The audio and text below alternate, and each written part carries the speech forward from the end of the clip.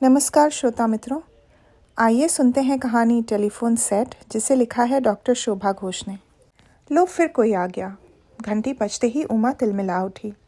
हाथ धोए बिना ही दरवाज़ा खोलने चली। दरवाज़ा खोलकर जिस देवी जी का दर्शन हुआ उनसे उमा बहुत डरती है। मोहल्ले वाले उसे बातूनी बुआ कहते हैं।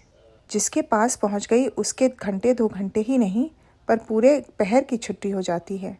दूसरों की निंदा करना, दूसरों के घर में आग लगाना ही उनका काम है। उमा डर गई। न जाने किसकी शिकायत लेकर पहुंच गई हैं। बोली, नमस्ते बुआ, क्या बात है?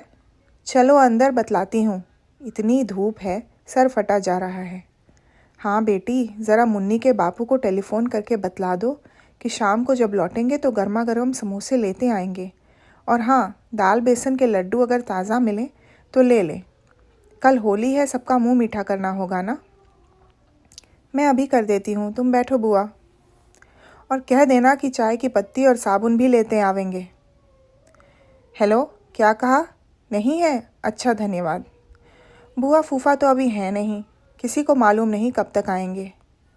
अच्छा बिटिया, एक काम करो, तुम मुझे थोड़ी सी चाय पत्ती दे दो, फिर थोड़ी देर में दोबारा फ़ोन करके बतला देना। भूल न जाओ, लिख लो, समोसा, दाल बेसन के लड्डू और चाय पत्ती साबुन। अच्छा बुआ, कर दूंगी, ये लो चाय पत्ती। अच्छा बिटिया, एक बात बतला, आजकल तुम्हारी वो सहेली, अरे भूल गई, वे काली कलूटी सर पर चिड़ियों का घोंसला बनाकर लिपस्टिक लगाकर जिस छोकरे के साथ घूमती है, वे है कौन? बुआ, वे उसका मौसेरा भाई है, हाल में विलायत से लौटा है। भाई है तो क्या हुआ, दुनिया तो नहीं जानती। कुंवारी लड़की का इतना सज धज कर तितली बनकर उड़ते रहना सबको बुरा लगता है। वे आगे कुछ बोलने वाली थी कि उमा ने उन्हें टोकते हुए कहा, बुआ अभी ज़रा एक काम से बाहर जाना है। अच्छा बिटिया, मैं अभी चलती हूँ, हज़ारों काम पड़े हैं।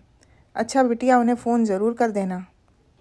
उन्हें विदा करके जब वे फिर खाना खाने बैठी तो खाना बिल्कुल ठंडा हो चुका था।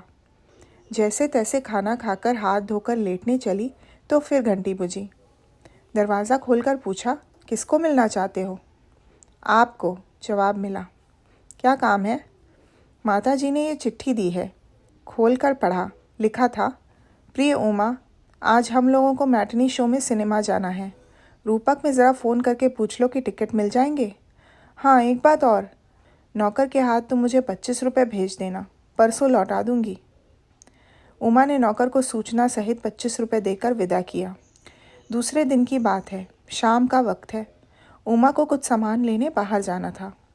वे तैयार होकर चप्पल पहन ही रही थी कि घंटी की आवाज़ सुनते ही तिलमिला उठी। रोज़ यही हाल, जब से इस घर में टेलीफोन आया है उसकी परेशानी दिन दूनी रात चौगनी बढ़ चुकी है। दरवाज़ा खोल के, अरे भाभी आप, क्या बात है? नौकर ब्याह करने जब से गया है तब से अभी वही दुल्हन का पल्ला पकड़े बैठा है।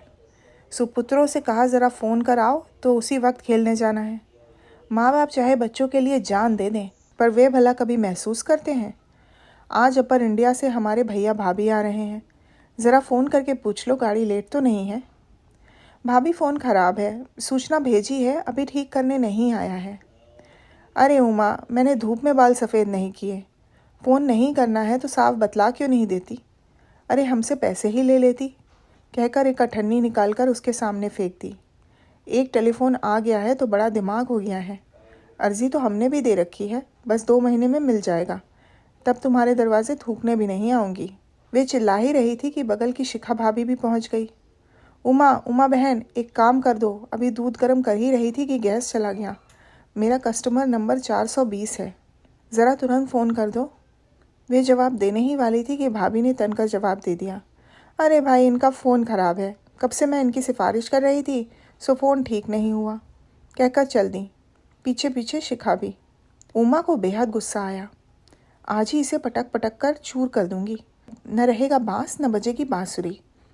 वे टेलीफोन की तरफ बढ़ने लगी, परंतु फिर बुलाहट, लो फिर कोई आ गया। दरवाज़ा खोले बिना ही उसने पूछा, क्यों, क्या है? फ़ोन करना है, फ़ोन ख़राब है। अरे उमा, मैं हूँ, दरवाज़ा खोलो। दरवाज़ा खोलकर राकेश, जो कि उसका पति है, उसे देखकर वे उसी पर बरस पड़ी। मैंने लाख मना किया था फ़ोन मत लो, तुम तो बाहर रहते हो सारा दिन, इस फ़ोन की वजह से मुझ पर क्या बीतती है तुम्हें क्या पता। उठते बैठते खाते पीते दिन भर फ़ोन करना है, फ़ोन करना है। किसी को चावल मांगना है, किसी को सिनेमा का टिकट लेना है, किसी को ब्याह का तोहफा मंगवाना है, तो किसी को प्रेमी के साथ मिलने का समय तय करना है, तो किसी को गुलाल और मिठाई मंगवाना है। फ़ोन ख़राब हो तो बहाना समझकर खरी खोटी भी सुनने को मिलती है। उमा, क्या मालूम था कि इसकी वजह से तुम्हारी परेशानी बढ़ जाएगी।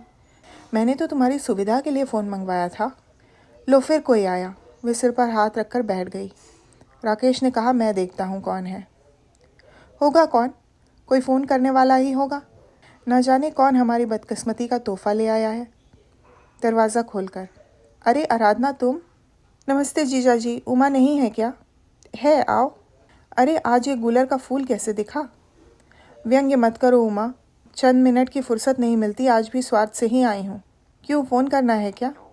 हाँ जी, तुम्हें कैसे मालूम? तुम्हारी हाथ की रेखा जो कह रही है। तुम्हारे जीजा जी दफ्तर जाते समय कह गए थे कि संजय को फ़ोन करके बतला देना कि अल्पना को लेकर नींद खुलते ही हमारे यहाँ आ जाए। यहीं रंग खेलेंगे कल। आराधना, माफ़ करना, फ़ोन ख़राब है। अंजू दीदी के यहाँ से कर लो ना। ना बाबा, उनके यहाँ फ़ोन करने जाओ तो कोई ना कोई बहाना बनाकर इनकार कर देती हैं। अरे वक्त बेवक्त ज़रा फ़ोन कर लेने से फ़ोन घिस तो नहीं जाएगा ना। रही पैसे की बात तो साफ साफ कह क्यों नहीं देती कि भाई पैसे दो और फ़ोन करो। अच्छा उमा, एक काम करो, मैं चिट्ठी लिख देती हूँ, ज़रा अपने नौकर से पहुँचवा दो। उससे कह देना आते समय 5 रुपए की मिठाई, 1 रुपए का गुलाल और एक छोटी सी पिचकारी लेता आएगा। अभी मौका ना हो तो थोड़ी देर बाद घर पहुँचवा देना। अच्छा अभी चलती हूँ, घर में 100 काम पड़े हैं, फिर मौका लगते ही आऊँगी। लो हो गई छुट्टी। अभी किशन को सिनेमा का टिकट लेने भेजने वाली थी। राकेश ने कहा, जल्दी तैयार हो जाओ, हम ही लोग जाकर टिकट ले लेंगे। वे लोग तैयार होकर स्कूटर पर बैठने ही वाले थे कि टेलीफोन का नया लाल रंग का सेट लेकर एक आदमी आ पहुंचा। आज उमा की वर्षगांठ है। उसे ये नया सेट लेने का इरादा था। उसे देखते ही उमा तिलमिला उठी। बोली, सुनिए, इनकी बदली हो गई है।